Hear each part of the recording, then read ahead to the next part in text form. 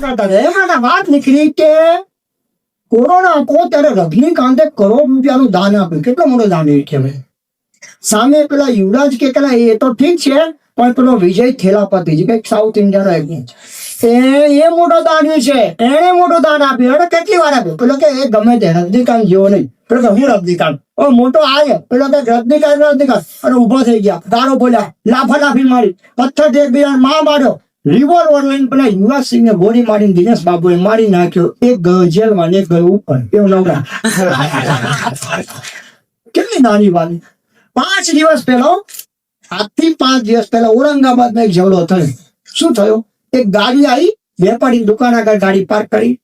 વેપારીઓ ગાડી હડીકી પાર્ક કરી. પેલો કે થોડી વાર માં લે તમે કીધું હજી પાર્ક કરીને ખબર નહીં પડી. સીધી પેલા રિવોલ્વર કાઢી વેપારી મારી. વેપારી ખસી ગયો. બાજુમાં ગ્રાહક પેલો એના લમણવાની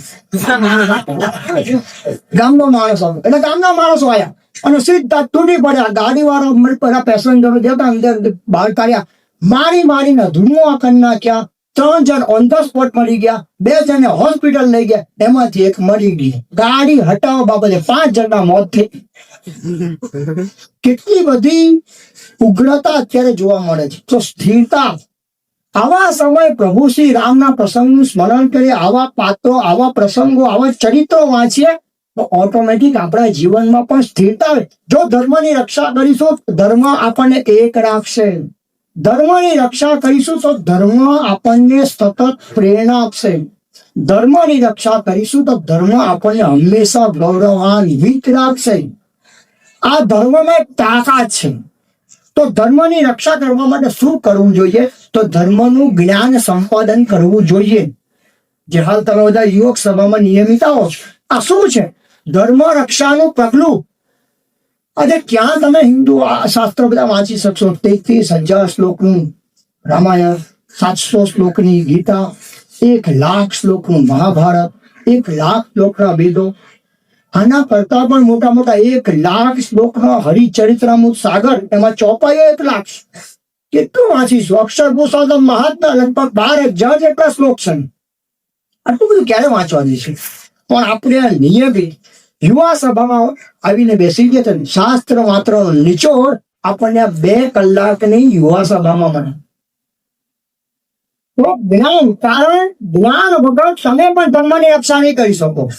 જ્ઞાન વગર તમે ધર્મની 2 માણસ તમને કહે કે શિવજી ઉપર હું કામ છું, તું દૂધ ચડાવ છો, કોઈ ગરીબને પીવડાવી દો, આપણું મગજ ચક્રાવે છે. વાત તો સાચી છે. ક્યાંક જ્ઞાન નથી.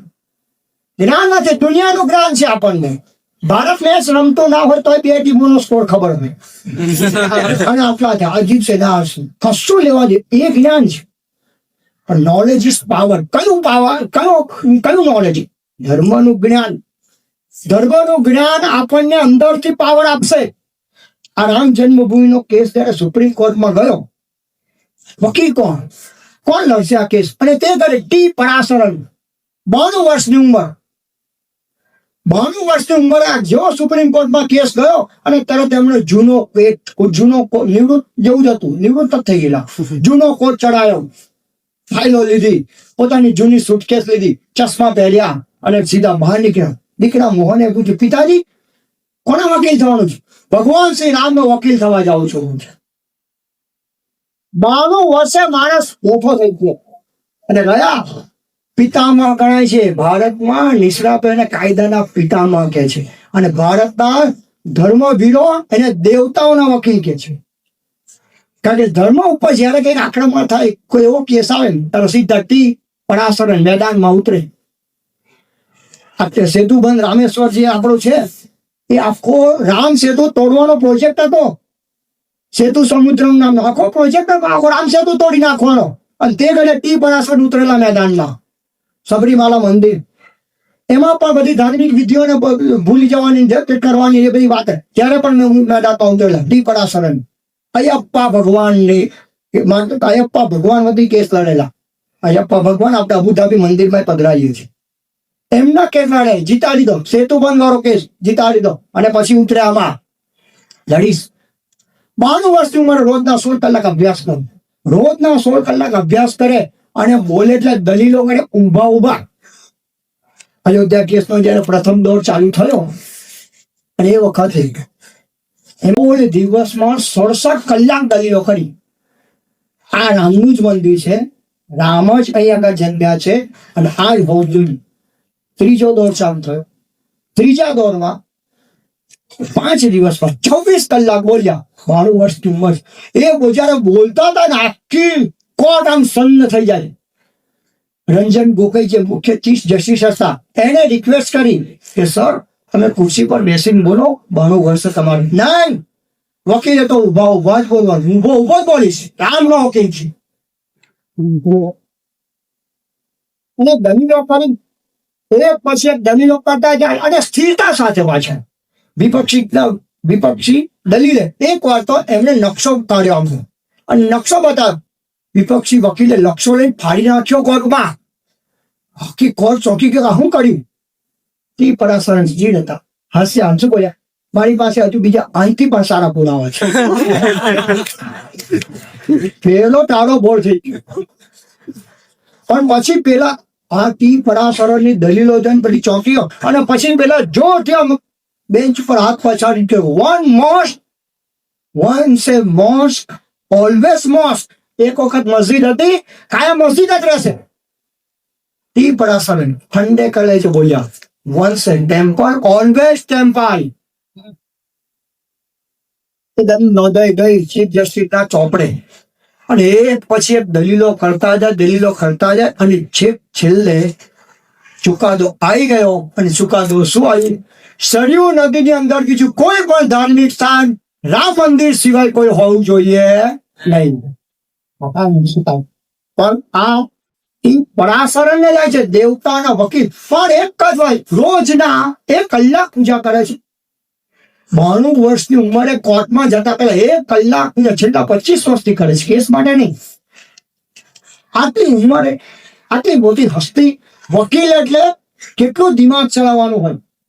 આટલું બધો બુદ્ધિશાળી વ્યક્તિ પણ ધાર્મિક વિધિ વિધાનમાંથી પાછા પડતા નથી. આપણને સંતોએ પાણી લઈને પૂજાનો નિયમ આપ્યો અને મહિનામાં કરવું. અહીં કેટલા એવા છે ઘરમાં પૂજા છે પણ કરતા નહીં હોય. કોણ કરશે? શુક્રવારે કરવાની બપોર 2 વાગે પૂછો.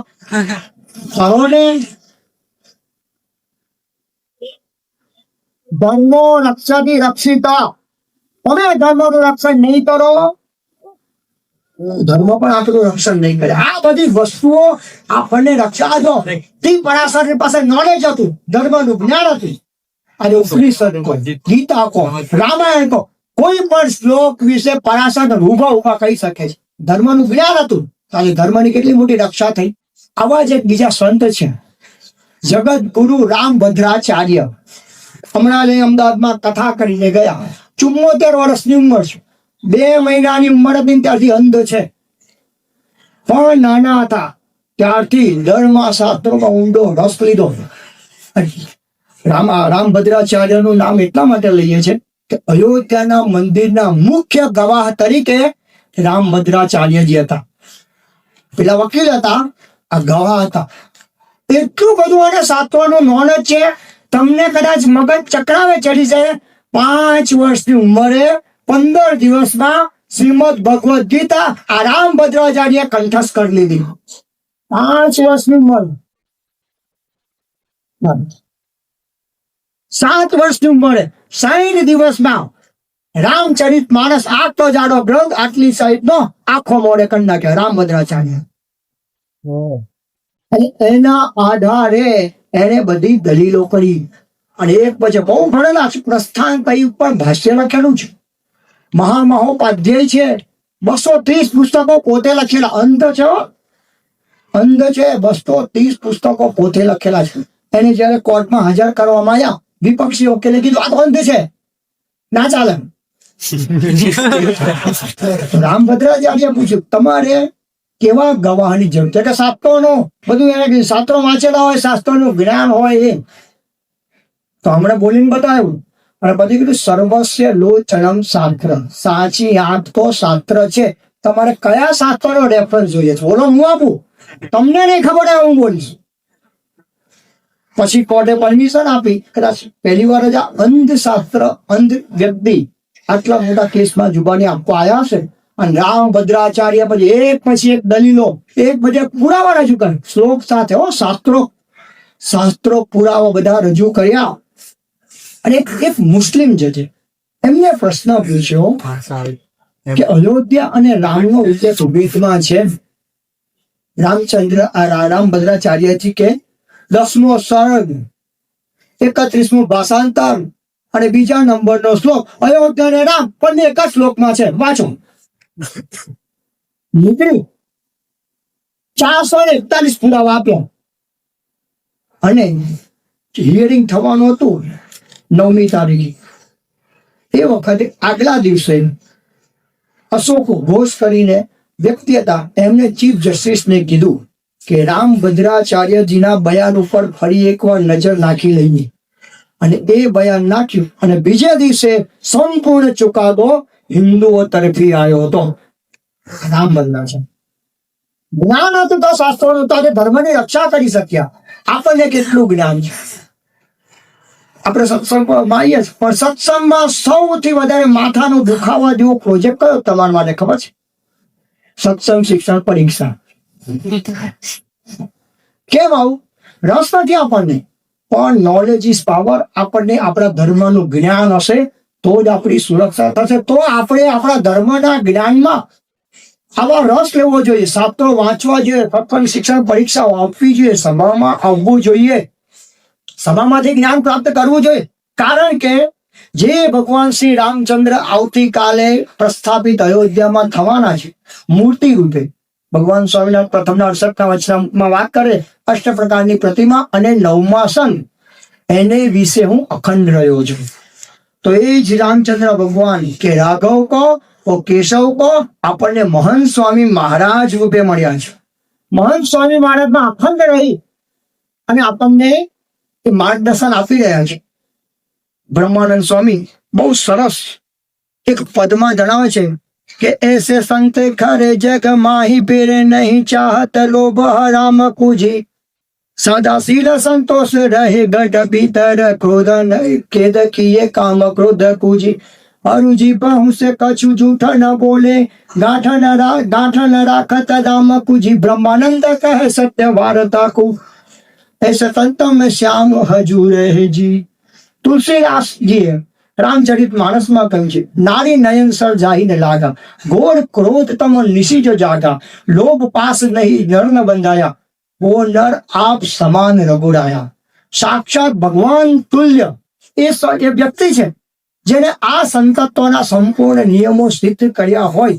તો આપણને પણ આવા ભગવાનના અવતારો સાચા સંતો રૂપે મળતા હોય છે, એના માટે કાર્ય કરતા હોય છે. તો જેમ રામચંદ્રની સેનામાં હનુમાનજી ફના થઈ ગયા, વિભીષણજી ફના થઈ ગયા, સમગ્ર વાનર સેના ફના થઈ ગયા, લક્ષ્મણજી ફના થઈ ગયા. બસ આપણે પણ વર્તમાન કાર્ય મહંત સ્વામી મહારાજે પણ અધર્મ ઉચ્છેદ, માયા ઉચ્છેદ સાથેનું જંગ યુદ્ધ છેડ્યું છે. આપણે પણ એની સેનામાં આ રીતે જોડાવાનું, જેમ રામચંદ્રની સેનામાં આ બધા જ જોડાયેલા. આપણે પણ મહંત સ્વામી મહારાજની સેનામાં આ ભાવથી જોડાવાનું. સ્વરૂપ નિષ્ઠા જળશે તો ધર્મ નિષ્ઠા આવશે. સ્વરૂપ નિષ્ઠા કઈ કે મને જે સંત મળ્યા છે એનામાં રહીને ભગવાન સાક્ષાત કાર્ય કરી રહ્યા છે.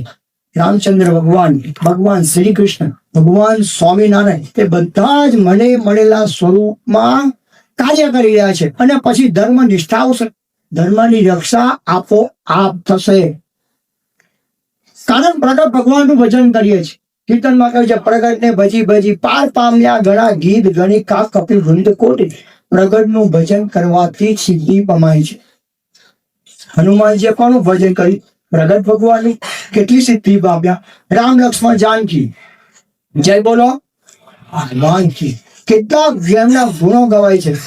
જે હનુમાન જ્ઞાન ગુણ સાગર, જે કપિસ તેઓ લોક ઉજાગર, રામદૂત તુલિત બંધાવાંજલિ પુત્ર પવન સુનાપા મહાવીર વિક્રમ બંધન की कुमत निवारण सुमत संगे कंचन मरण विरासु ऐसा काजट कुंडल कुंजित केसा हाथ जल सजा बेदे काले मुज्जरियों साथे संकट स्वट केसरी नत देश बताओ महाजग वंदन विद्यावान गुणयति चातु राम का करे बेको आतु प्रभु चैत्य सुनि बेको रस्या राम लगन सीतावन बत्स्या सुस्मरण सिंह दिखाओ.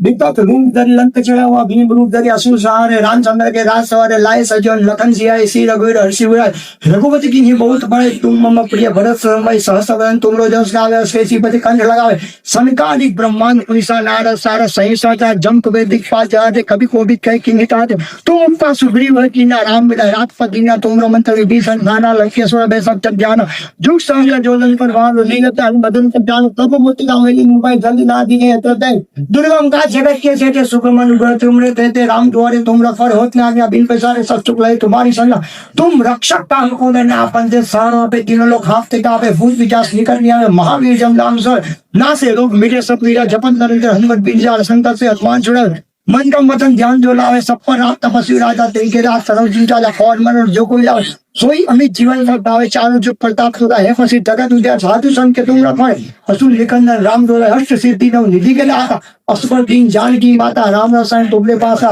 सदा रोर गोपति के दासा तुमरे राम को पावे जन्म जन्म के दुख विश्राम कल राखो पूजाई धा जन्म हरि भक्त का और देवता चिंता धरी हनुमान से सब दुख करे संकट कटे मिटे सब पीड़ा जो सुमड़े हनुमत बलबीरा जय जय हनुमान मुसाई कृपा कर गुरुदेव के राय जो सत बार पाठ कर गई जो विद्या जो सत बार पाठ करे कोई जो सत बार पाठ करे कोई